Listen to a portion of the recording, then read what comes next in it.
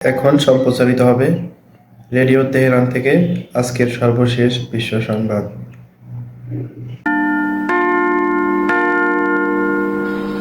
Radio Tehran বিশ্ব সংবাদ।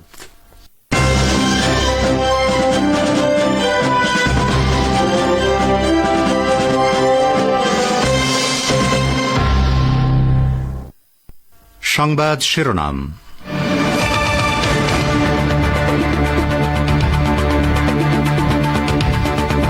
লেবাননের হিজবুল্লাহর শীর্ষ কমান্ডার ফুয়াদ শুকুরকে হত্যা করার জন্য ইসরায়েলকে চরম পরিণতি ভোগ করতে হবে, আইআরজিসি কমান্ডারের হুঁশিয়ারি। ইসরায়েলের অপরাধী গুন্ডাদলকে শাস্তি দেওয়ার সহজাত অধিকার ইরানের আছে এবং তেহরান অবশ্যই সেই অধিকার ব্যবহার করবে, পররাষ্ট্রমন্ত্রীর কঠোর হুমকি। বাংলাদেশের রাজধানী ঢাকার কেন্দ্রীয় শহীদ মিনারের বিশাল সমাবেশ থেকে সরকার পতনের এক দফা কর্মসূচি ঘোষণা করেছে বৈষম্য বিরোধী ছাত্র আন্দোলন। এবং বাংলাদেশের বৈষম্য বিরোধী ছাত্র আন্দোলনের নেতাদের সঙ্গে আলোচনায় বসার প্রস্তাব প্রধানমন্ত্রী শেখ হাসিনার প্রত্যাখ্যান করলেন ছাত্র নেতারা।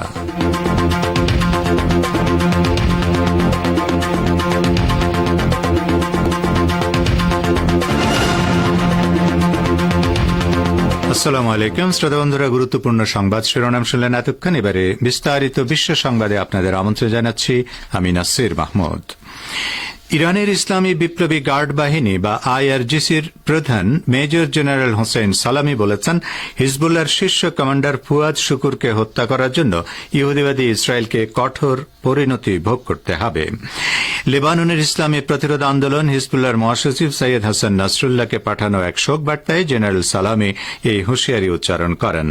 গত মঙ্গলবার সন্ধ্যায় লেবাননের রাজধানী বৈরুতে ইসরায়েলের আগ্রাসনে শহীদ হন ফুয়াদ শুকুর। কমান্ডার সালামি নৃশংস অপরাধী ইসরায়েলকে মুসলিম উম্মার শত্রু বলে উল্লেখ করেন। তিনি বলেন, ইসরায়েল ও তার সমর্থকদের আঞ্চলিক প্রতিরোধ ফ্রন্টের নিবেদিত দৃঢ়চেতা এবং প্রতিশ্রুতিবদ্ধ মুজাহিদিনদের পক্ষ থেকে পবিত্র ক্রোধ, কঠোর প্রতিশোধ এবং প্রতিরোধের জন্য অপেক্ষা করা উচিত। আমেরিকার সর্বাত্মক সমর্থন নিয়ে ইহুদিবাদী ইসরায়েল গাজায় চলমান বর্বরতা চালিয়ে যাচ্ছে বলে উল্লেখ করেন আইআরজিসি প্রধান। ইরানের ভারপ্রাপ্ত পররাষ্ট্রমন্ত্রী আলী বাকেরি কানি আবারও জোর দিয়ে বলেছেন, ইহুদিবাদী ইসরায়েলের অপরাধী গুন্ডাদলকে শাস্তি দেওয়ার সহজাত অধিকার ইরানের আছে এবং তেহরান অবশ্যই সেই অধিকার ব্যবহার করবে। শুক্রবার ইউরোপীয় ইউনিয়নের পররাষ্ট্র নীতি বিষয়ক প্রধান জোসেফ বোরেলের সঙ্গে টেলিফোন আলাপে একথা বলেছেন ইরানি পররাষ্ট্রমন্ত্রী। তিনি জোর দিয়ে বলেন, ইহুদিবাদী ইসরায়েলের সন্ত্রাসী কর্মকাণ্ড এবং ইরানের ভৌগোলিক অখণ্ডতা ও জাতীয় সার্বভৌমত্ব লঙ্ঘন আঞ্চলিক ও আন্তর্জাতিক শান্তি এবং নিরাপত্তাকে বিপদের মুখে ফেলেছে। ফিলিস্তিনের ইসলামী প্রতিরোধ আন্দোলন হামাসের শীর্ষ নেতা ইসমাইল হানিয়ার উপর ইসরায়েলের সন্ত্রাসী হামলা ও শাহাদাতের ঘটনায় জাতিসংঘ নিরাপত্তা পরিষদে নিন্দা প্রস্তাব পাশের বিরুদ্ধে আমেরিকার সাথে ইউরোপীয় দেশগুলোর জোট বাঁধার সমালোচনা করেন আলী বাকেরি কানি। ফিলিস্তিনের ইসলামী প্রতিরোধ আন্দোলন হামাসের উপপ্রধান খলিল আল হাইয়া বলেছেন, ইহুদিবাদী ইসরায়েল বিভ্রান্তির মধ্যে রয়েছে যে তারা ইসমাইল হানিয়াকে শহীদ করার পর হামাসের পথ পরিবর্তন করতে পারবে কিংবা হামাসকে দুর্বল করতে পারে অথবা ইসরায়েলি দখলদারিত্বের বিরুদ্ধে প্রতিরোধের প্রচেষ্টাকে কমিয়ে দিতে পারবে। তিনি বলেন, বিশ্বের উচিত ইহুদিবাদী ইসরায়েলকে ধ্বংস করা, যারা একটি ক্যান্সারের টিউমারে পরিণত হয়েছে। ইহুদিবাদী ইসরায়েল গোটা বিশ্বের কাছে প্রমাণ করেছে যে তারা এই অঞ্চলে অশুভ ও অশান্তির প্রতীক এবং সমগ্র বিশ্বের উচিত এই ক্যান্সারকে উপড়ে ফেলার চেষ্টা করা। আমরা হানিয়াকে বিদায় জানাই। তিনি একজন শহীদ এবং মহান নেতা, যিনি ইসরায়েলি শাসনের বিরুদ্ধে আল আকসা স্টর্ম অভিযানের নেতৃত্ব দিয়েছিলেন। আল হাইয়া বলেন, চলমান গণহত্যার মাধ্যমে ইসরায়েল দেখিয়েছে যে তারা কতটা নিষ্ঠুর এবং খারাপ। বাংলাদেশের রাজধানীর কেন্দ্রীয় শহীদ মিনারের সমাবেশ থেকে এক দফা কর্মসূচি ঘোষণা করেছে বৈষম্য বিরোধী ছাত্র আন্দোলন। প্রধানমন্ত্রী শেখ হাসিনা ও মন্ত্রিসভার সব সদস্যের পদত্যাগের দাবিতে আগামীকাল সারা দেশের সর্বাত্মক অসহযোগ শুরু হবে বলে সমাবেশ থেকে ঘোষণা দেন আন্দোলনের অন্যতম সমন্বয়ক নাহিদ ইসলাম। আজ বিকালে শহীদ মিনারে সমবেত ছাত্র জনতার উদ্দেশ্যে তিনি বলেন, আমাদের এক দফা হল শেখ হাসিনার পদত্যাগ এবং এই সরকারের লুটপাট দুর্নীতির বিচার। আমরা জেলের তালা ভেঙে আমাদের ভাইদের আনব। যে অভ্যুত্থান শুরু হয়েছে এতে সব জনতা যোগ দিন। আমরা সবার সঙ্গে আলোচনা করে সম্মিলিত মোর্চা গঠন করব। আমরা আমাদের দেশের রূপরেখা ঘোষণা করব। আগামীকাল থেকে সর্বত্র অসহযোগ আন্দোলন হবে। এদিকে বাংলাদেশে চলমান ছাত্র আন্দোলনের মধ্যেই আগামীকাল রাজধানী ঢাকার সব ওয়ার্ডে এবং দেশের সব জেলা ও মহানগরীতে জমায়েতের কর্মসূচি ঘোষণা করেছে আওয়ামী লীগ। এছাড়া 5 আগস্ট বিকাল 3টায় ইঞ্জিনিয়ার্স ইনস্টিটিউশন থেকে বঙ্গবন্ধু ভবন পর্যন্ত শোক মিছিল করবে ক্ষমতাসীন দলটি। আজ দুপুরে ধানমন্ডিতে আওয়ামী লীগ সভাপতির রাজনৈতিক কার্যালয়ে এক জরুরি সংবাদ সম্মেলনে এই কর্মসূচি ঘোষণা করেন দলটির সাধারণ সম্পাদক ওবায়দুল কাদের। আওয়ামী লীগ সরকার জনগণের ভোটে নির্বাচিত মন্তব্য করে ওবায়দুল কাদের বলেন, এদেশের মানুষের ভোট ও ভাতের অধিকার শেখ হাসিনার নেতৃত্বে আওয়ামী লীগ সরকার ফিরিয়ে এনেছে। গণতান্ত্রিকভাবে নির্বাচিত সরকারকে উৎখাতে বিএনপি জামায়াত অপচেষ্টা চালাচ্ছে। আপনারা বিশ্ব সংবাদ শুনছেন রেডিও তেহরান থেকে। বাংলাদেশ, ভারত ও মধ্যপ্রাচ্যে শর্টওয়েভ 25 মিটার ব্যান্ডে আর বিশ্বজুড়ে ইন্টারনেট ও স্যাটেলাইটে। কোটা সংস্কার আন্দোলনকারীদের আলোচনায় বসার আহ্বান জানিয়ে প্রধানমন্ত্রী শেখ হাসিনা বলেছেন, গণভবনের দরজা শিক্ষার্থীদের জন্য সবসময় খোলা। কোটা আন্দোলনকারীদের সঙ্গে আমি বসতে চাই, তাদের কথা শুনতে চাই। সব বিষয় নিয়ে তাদের সঙ্গে আলোচনা হতে পারে। আমি আর সংঘাত চাই না। আজ দুপুরে গণভবনে পেশাজীবী সমন্বয় পরিষদের সঙ্গে অনুষ্ঠিত মতবিনিময় সভায় এসব কথা বলেন তিনি। এদিকে বৈষম্য বিরোধী ছাত্র আন্দোলনের অন্যতম সমন্বয়ক আসিফ মাহমুদ সরকারের সঙ্গে আলোচনার প্রস্তাব প্রত্যাখ্যান করে তার প্রশ্নই ফেসবুক পোস্টে জানান, খুনি সরকারের সাথেই কোনো প্রকার সংলাপে বসতে আমরা রাজি নই। সেখানে রাজনৈতিক দল আওয়ামী লীগের সাথে আলোচনার প্রশ্নই ওঠে না। তাদের সাথে আলোচনার কোনো পরিকল্পনা আমাদের নেই। ভূমিধসে বিধ্বস্ত ভারতের কেরল রাজ্যের ওয়ানোর এলাকার পরিস্থিতি সরেজমিনে খতিয়ে দেখতে ওয়ানোর পৌঁছেছেন পশ্চিমবঙ্গের ক্ষমতাসীন তৃণমূলের রাজ্যসভার সাংসদ সুস্মিতা দেব এবং সাকেত খোগলে। পশ্চিমবঙ্গের মুখ্যমন্ত্রী মমতা বন্দ্যোপাধ্যায়ের নির্দেশে তারা সেখানে গেছেন। সরকারি হিসেবে কেরলের ভূমিধসে মৃত 177 হলেও বেসরকারি মতে 350 ডিঙিয়েছে মৃতের সংখ্যা। দ্রুত চলছে উদ্ধার কাজ। শনিবার ভূমিধসে বিধ্বস্ত এলাকা পরিদর্শন করে দুর্গতদের সঙ্গে কথা বলার বিষয়টি এক্স হ্যান্ডেলে জানান দুই নেতা। এর আগে গত 1 আগস্ট মমতা বন্দ্যোপাধ্যায় বলেছিলেন, মানবিক কারণে আমরা 2 সাংসদকে ওয়ানোরে পাঠাচ্ছি। তারা 2 দিন থাকবেন। মৃত এবং আহতদের পরিবারের সঙ্গে দেখা করবেন তারা।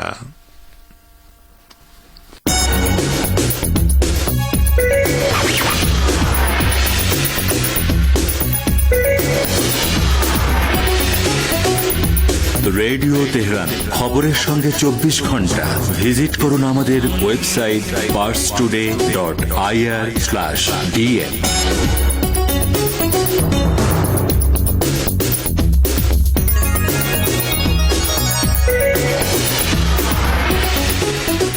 বিশ্ব সংবাদে আবারও স্বাগত আপনাদের। মধ্যপ্রাচ্যের বিভিন্ন দেশের শীর্ষস্থানীয় কর্মকর্তাদের উপস্থিতিতে কাতারের রাজধানী দোহার একটি কবরস্থানে হামাসের শীর্ষ নেতা ইসমাইল হানিয়ার দাফন সম্পন্ন হয়েছে। বুধবার ভোররাতে ইরানের রাজধানী তেহরানে ইহুদিবাদী ইসরায়েলের হামলায় হানিয়া শাহাদাত বরণ করেন। কাতারের রাজধানী দোহায় হামাসের প্রবাসী দপ্তর অবস্থিত এবং ইসমাইল হানিয়া দোহা দপ্তরে নিয়োজিত ছিলেন। তাকে শুক্রবার দোহার উত্তরে লুসাইল এলাকার একটি রাজকীয় রাজকীয় কবরস্থানে দাফন করা হয়। এর আগে দোহার বৃহত্তম মসজিদ ইমাম মোহাম্মদ বিন আব্দুল ওয়াহাব মসজিদে শহীদ ইসমাইল হানিয়ার নামাজে জানাজা অনুষ্ঠিত হয়। এই নামাজে মধ্যপ্রাচ্যের বহু দেশ থেকে আগত রাষ্ট্রীয় অতিথিরা অংশগ্রহণ করেন। এছাড়া গাজা উপত্যকা ও পশ্চিম তীরের পাশাপাশি জর্দান, লেবানন, তুরস্ক, ইয়েমেন, পাকিস্তান, মালয়েশিয়া ও সিঙ্গাপুর সহ আরও অনেক দেশে শহীদ হানিয়ার গায়েবানা জানাজা অনুষ্ঠিত হয়েছে। ইসলামী প্রজাতন্ত্র ইরানের গোয়েন্দা মন্ত্রী ইসমাইল খাতিব বলেছেন, আমেরিকা থেকে সবুজ সংকেত পাওয়ার পরে কেবল ইহুদিবাদী ইসরায়েল ফিলিস্তিনের ইসলামী প্রতিরোধ আন্দোলন হামাসের শীর্ষ নেতা ইসমাইল হানিয়াকে শহীদ করেছে। ইসমাইল হানিয়ার শাহাদাতের ঘটনায় পাঠানো শোকবার্তায় একথা বলেছেন ইরানের গোয়েন্দা মন্ত্রী। গত বুধবার তেহরানে অবস্থানকালে রাত 2টার দিকে ইসমাইল হানিয়া গুপ্ত হত্যার শিকার হন। ওই হামলায় তাঁর একজন দেহরক্ষীও শহীদ হয়েছেন। এ বিষয়ে ইরানের গোয়েন্দা মন্ত্রী সুস্পষ্ট করে বলেন, আমেরিকার সবুজ সংকেতের পর ইসমাইল হানিয়াকে ইসরায়েল শহীদ করেছে। আমেরিকার সবুজ এই হত্যাকাণ্ডের মধ্য দিয়ে ইহুদিবাদী ইসরায়েলের পশুবৃত্তি আবারও পরিষ্কার হয়ে উঠেছে বলে মন্তব্য করেন ইসমাইল খাতিব। তিনি বলেন, আল-আকসা স্টর্ম অপারেশনের সফল বাস্তবায়নের প্রতিশোধ নিতে ইসরায়েল এই হত্যাকাণ্ড ঘটিয়েছে। ইরাকের প্রখ্যাত শিয়া আলেম মোক্তাদা আল সাদ্র ইহুদিবাদী ইসরায়েলের দূতাবাস বন্ধ করে দেওয়ার জন্য আরব এবং মুসলিম দেশগুলোর প্রতি আহ্বান জানিয়েছেন। এর পাশাপাশি ইসরায়েলি পণ্যের উপর পূর্ণ মাত্রায় নিষেধাজ্ঞা আরোপেরও অনুরোধ করেছেন তিনি। শুক্রবার সামাজিক মাধ্যম এক্স পেজে দেওয়া এক পোস্টে মুক্তাদা আল সাদ্র বলেন, যেসব দেশ ইহুদিবাদী ইসরায়েলের সাথে সম্পর্ক স্বাভাবিক করেছে তাদের ব্যাপারে ইরাক সরকারের পরিষ্কার কূটনৈতিক অবস্থান গ্রহণ করা উচিত। তিনি আরও বলেন, নিপীড়ক ইসরায়েলের বিরুদ্ধে ব্যবস্থা নেওয়ার জন্য আরব লীগ ও ইসলামী সহযোগিতা সংস্থা বা ওআইসির পক্ষ থেকে চূড়ান্ত প্রস্তাব পাশ করা উচিত, যেন জাতিসংঘ প্রয়োজনীয় ব্যবস্থা নিতে বাধ্য হয়। ইরাকের এই নেতা বলেন, ইহুদিবাদী ইসরায়েল মধ্যপ্রাচ্যে সমস্ত আন্তর্জাতিক আইন কানুন লঙ্ঘন করে চলেছে। মার্কিন প্রেসিডেন্ট নির্বাচনে ডেমোক্রেটিক দলের প্রার্থী হিসেবে মনোনয়ন পেয়েছেন vice president Kamala Harris. President প্রার্থী হওয়ার জন্য তিনি এরই মধ্যে প্রয়োজনীয় সংখ্যক ভোট পেয়েছেন। আগামী নভেম্বরের নির্বাচনে তাকে সাবেক প্রেসিডেন্ট ডোনাল্ড ট্রাম্পের সঙ্গে প্রতিদ্বন্দ্বিতা করতে হবে। স্থানীয় সময় শুক্রবার দলটির national committee chair Jaime Harrison virtually এক অনুষ্ঠানে এই ঘোষণা দেন। প্রেসিডেন্ট প্রার্থী চূড়ান্ত করার লক্ষ্যে গত বৃহস্পতিবার থেকে ইমেইলে ভোট গ্রহণ শুরু করে ডেমোক্রেটিক পার্টি। সংশ্লিষ্ট প্রতিনিধিরা তাদের এই পছন্দের কথা জানাতে পারবেন আগামী সোমবার সন্ধ্যা পর্যন্ত। অবশ্য ভোট গ্রহণ শুরুর 36 ঘণ্টার মধ্যে কমলা মনোনয়ন পাওয়ার জন্য তার প্রয়োজনের চেয়েও বেশি ভোট পেয়েছেন। আনুষ্ঠানিকভাবে কমলা হ্যারিস প্রেসিডেন্ট প্রার্থী হলে তিনি আরেকটি ইতিহাস গড়বেন, কারণ এই অবস্থানে তিনি হবেন প্রথম কোন কৃষ্ণাঙ্গ ও এশিয়ান আমেরিকান নারী। তো শ্রোতা বন্ধুরা, আমাদের নিউজ ডেস্কে এই ছিল এখনকার মতো সর্বশেষ বিশ্ব সংবাদ। সঙ্গে থাকার জন্য আপনাদের অনেক অনেক ধন্যবাদ।